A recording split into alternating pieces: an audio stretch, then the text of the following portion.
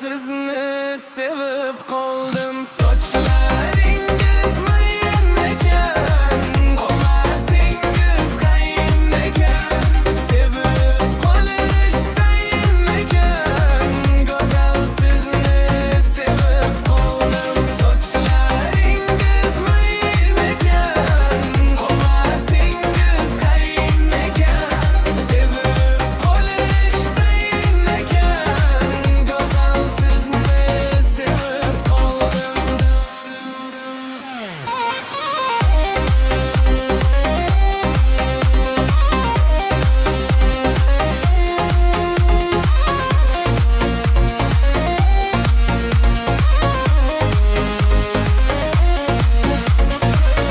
Ketaverasiz qilib nozlan, lof echasiz mendan ko'zlab, chin yurakdan chalib so'zlar, go'zal sizni sevib qoldim.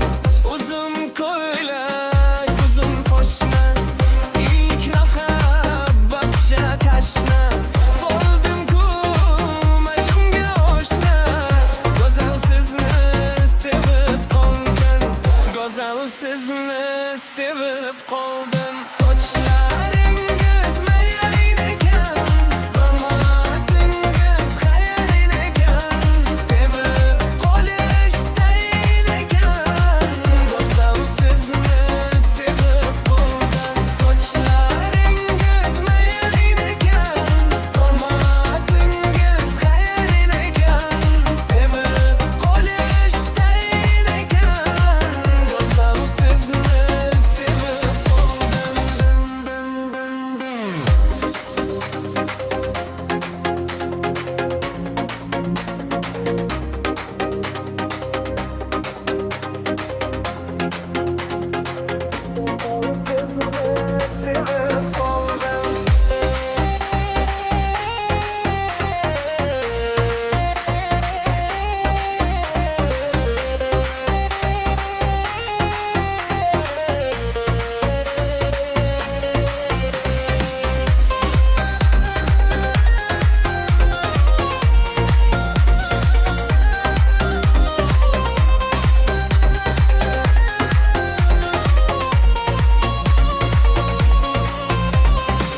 go'zal sizni sevib qoldim.